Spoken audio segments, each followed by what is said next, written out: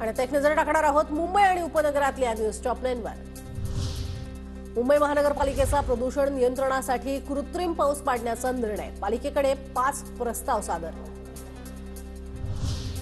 मुंबई शहरामध्ये धुलीकणांचं प्रमाण वाढलं, देवनार, शेव, मालाड, वांद्रे कुर्ला संकुलातील हवेची परिस्थिती अतिशय वाईट, वातावरणातील घातक PM 2.5 आणि PM 10 धुलीकणांचं प्रमाण वाढलं।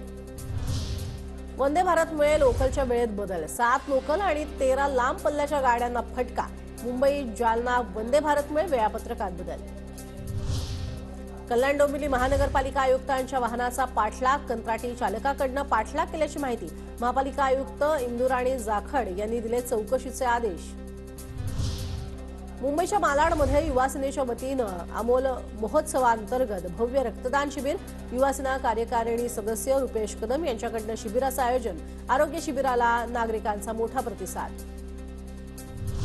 मुंबई अहमदाबाद महामार्गावरील वर्सोवा पुलाजवळील मुंबई लेनवरील एक पूल वाहतुकीसाठी खुला, वाहतूक कोंडीतनं मार्ग काढण्यासाठी पुलावरनं वाहतूक सुरू। नवी मुंबई महानगरपालिकेच्या परिवहन उपक्रमात 10 इलेक्ट्रिक वातानुकूलित डबल डेकर बस दाखल होणार। नवीन वर्षात नवी मुंबईकरांनाही इलेक्ट्रिक डबल डेकर बसमध्ये गारेगार प्रवास करता येणार। मेट्रोला नवी मुंबईकरांचा उदंड प्रतिसाद, मेट्रो सेवा सुरू झाल्यानंतर अवघ्या महिन्याभराच्या कालावधीत 4,30,000 प्रवाशांचा मेट्रोतनं प्रवास।